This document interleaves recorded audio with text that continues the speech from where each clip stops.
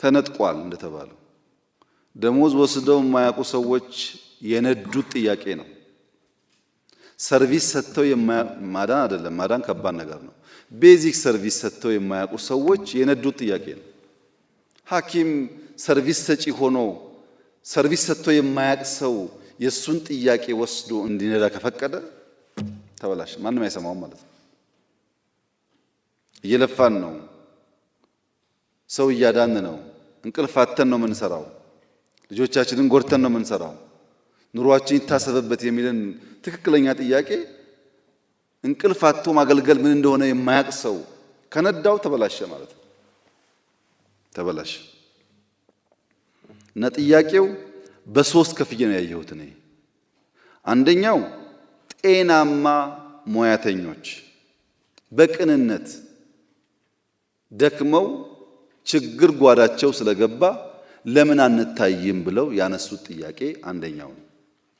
ብዙ ምስኪን ሰዎች አሉ በሕክምና ሴክተር ውስጥ በጨዋነት 24 ሰዓት የሚያገለግሉ ኑሮ የከበዳቸው እንታይ ብለው ጥያቄ ያነሱበት አንደኛው ነው። ሁለተኛው የፖለቲካ ኪሳራ የገጠማቸው ሰርቪስ ምን እንደሆነ የማያውቁ፣ ኔሽን ቢልዲንግ ምን እንደሆነ የማያውቁ፣ ሳይንስ ሙዚየም የሚሆን ሃይ ስኩል ሁሉን ነገር ከደሞዝ ጋር ብቻ የሚያያይዙ ከዕለት ጉርስ ያለፈ እሳቤ የሌላቸው ሰዎች የጠለፉት ነው።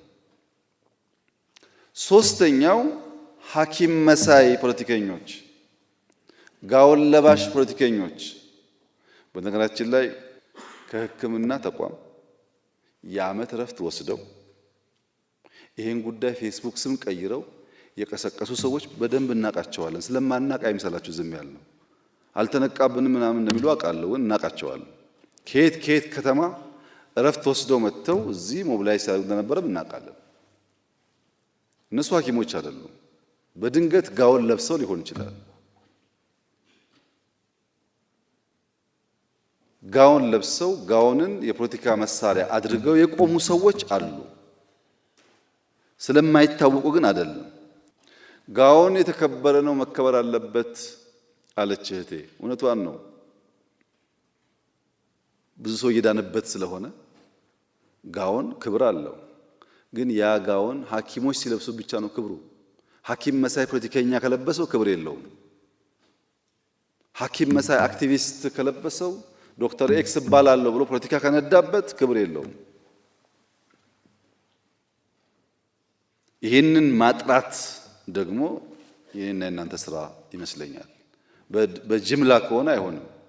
አሁን የጎንደሩ ልጅ ያነሳው አይነት ማገልገል እፈልጋለሁ ያልኩት ለዛ ነው የሚለው አይነት ስሜት ያለው ሐኪም እና ንጹህ ልብ ያላቸው ሐኪሞች ከሌላው ከተደምሮ መታየት የለባቸውም። እናንተ ካቀፋችሁ ግን በምን ለያቸዋለን? ጋውኑ የለበሰ ሁሉ ይከበር ሳይሆን ጋውን ለብሶ የሚያጭበረብር ከውስጣችን ይውጣ። ጋውን ለብሶ የመንግስት መሳሪያ የሚያበላሽ ይውጣ። እኛ ሰርቭ ማድረግ የምንፈልግ ሰዎች ግን እንታይ ከሆነ we are the same page ማለት ነው። በስመ ጋውን ሌቦች አይነኩ ካላችሁ ግን ሌባ በውስጣችሁ እስካለ ድረስ ጥፋተኛ እስካለ ድረስ እናንተ መለየት ሊያስቸግር ይችላል። አንድ ቫይረስ ወደ ሰው ልጅ ገብቶ ጥቃት ለመፈጸም የመጀመሪያ እንቅስቃሴው መግቢያ መንገድ ነው። ዋናው ትግል ተሳክቶለት በሆነ መንገድ ከገባ በኋላ የት መለጠፍ እንዳለበት ያውቃል። እንደምታውቁት ቫይረስ ቤትም ቦታ አይቀመጥም። ፈልጎ ሴሎች አካባቢ፣ ቫይታሚን የሚገኝበት አካባቢ፣ ምግብ የሚገኝበት አካባቢ ይለጠፋል። ከዛስ የምግብ ኮርሱን ቀይሮ ይሻማል። ከተሻማ በኋላ ያ ጤናማ የነበረው ሰውዬ ዘሆል አካሉ ይንቀጠቀጣል፣ ያተኩሳል፣ አዳዲስ ምልክቶች ይታያሉ። ከውጭ ለመግባት ጥረት ካደረገ በኋላ የት ቦታ እንደሚለጠፍ ያውቃል። እናንተ ላይ የተለጠፉ ስስ ብልታችሁ ደሞዝ እንደሆነ ስለሚያውቁ ደሞዝ ላይ ተለጥፈው ያን ሁሉ ሰርቪስ፣ ያን ሁሉ ማዳን፣ ያን ሁሉ መሰጠት በሚያጠለሽ መንገድ ተጠቀሙበት እንጂ ጥያቄያችሁ እንዴት ስተት ሊሆን ይችላል? ስተት ነው የሚል መንግስት ያለ አይመስለኝም። እና ቫይረስ አታስገቡ ወደ እናንተ። ጥያቄያችሁን ግን ፎርወርድ ማድረግ ምንም ችግር የለውም። ስናከብራችሁ ስታከብሩ፣ ጥያቄያችሁን በስሜት ሳይሆን በምክንያት ማስላት ሲጀመር ተቆንጥሮም ቢሆን ይደረጋል። ይሄ ሲባል እናት የሆናችሁ ቅን የሆናችሁ ከበሽተኛ ጋር የምታለቅሱ ብዙ የምትሰቃዩ ሐኪሞች የላችሁ ማለት ደግሞ አይደለም። ብዙ ዋጋ ውለታ የሚገባቸው ሐኪሞች ኢትዮጵያ ውስጥ አሉ። ኮሮና ሲመጣ አይ ዶንት ኖ ከለውጡ በኋላ 2 ዓመት እንደዚህ የቆየን አይመስለኝም። ከምንሰራቸው ፕሮጀክቶች ውስጥ እንጦጦ ሐውልት ያቆምነው ለሐኪሞች ነው።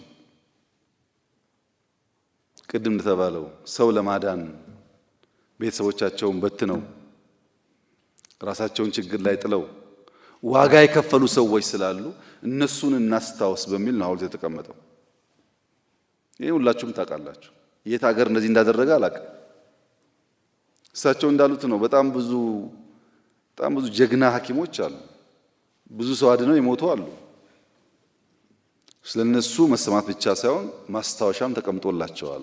ቤተሰቦቻቸው በሚመለከት የተነሳው ችግር ደግሞ አንድ በአንድ ማየት ያስፈልጋል። አንድ በአንድ ጤና ጥበቃ እያየ መፍትሄ ይፈልጋል። ምክንያቱም ያ ሰው ሀገር ሲያገለግል ህዝብ ሲያገለግል የደረሰበትን መከራ ቸልካን ነገ ደግሞ ሌላ ጀግና አይፈጠርም ማለት ነው። እና የኮሚትመንት ችግር የለም። የኢንፎርሜሽን ችግር ሊሆን ይችላል እንጂ ኮሚትመንት ላይ ብዙ ኢሹ የለም። አሁን የኢኮኖሚክ ሪፎርሙ ኢንፍሌሽን አመጣ ለተባለው እኔ የጠበቅኩት ከዛ በላይ ነው። ባይዘው የጠበቅኩት ከዛ በላይ ነው። ተናግሬያለሁ። ለጥቂት ዓመታት እንቸገራለን፣ ግን ረዘም ባለ ጊዜ መፍትሄ እናገኛለን። ምክንያቱም ካንሰር ኬሞቴራፒ ሲሰጥ እኮ ከካንሰሩ በላይ ነው። በጣም ፔንፉል ነገር ነው። ዓላማው ግን ምንድነው? ሴሎችን ለማስወገድ ነው። በዛ ፔንፉል ፕሮሰስ ያላለፈ ሰው ሊያገግም አይችልም። የኛም ኢኮኖሚ እንደሱ ነው። ለምሳሌ 3.4567 ቢሊዮን ዶላር ብቻ ኤክስፖርት ስናደርግ ኖረን ፎር ዴኬድስ በአንድ ዓመት ሪፎርም 8 ቢሊዮን እንዴት ገባ ነው ጥያቄ። መጠየቅ እኮ አለባችሁ። ይሄ ዝም ብሎ ቀላል ቪክትሪ እንዳይመስላችሁ። እንዴት መጣ? ቡና ዶንት ጎ ፋር ላስት ይር 1.4 ቢሊዮን ዶላር ገደማ ነበረ። በአንድ ዓመት 2.3 ቢሊዮን ዶላር እንዴት ገባ? ቡና ወርቁን እንተው። ቡና የሚሸጠው ከተመረተ ብቻ ነው። ምርት ካለ ነው፣ ከሌላ አይሸጥም። ህዳሴ በአፍሪካ አንደኛው የሆነ ግድብ 5 ቢሊዮን ዶላር ገደማ ኢንቨስት እያደረግን አናዘር 3 ቢሊዮን ዶላር ገደማ ኮይሻ እናደርጋለን። 10 ቢሊዮን ዶላር ኢነርጂ ላይ ኢንቨስት የሚያደርግ የአፍሪካ ሀገር አንድ በአንድ አይደለም ተደምሮ አታገኙም። የለም። ይሄን እናንተ መንቃት አለባችሁ። እነዛ ኢንቨስትመንቶች ናቸው ዋናውን ድህነት የሚያጠፉት። እነሱን ካልፈታን በቀር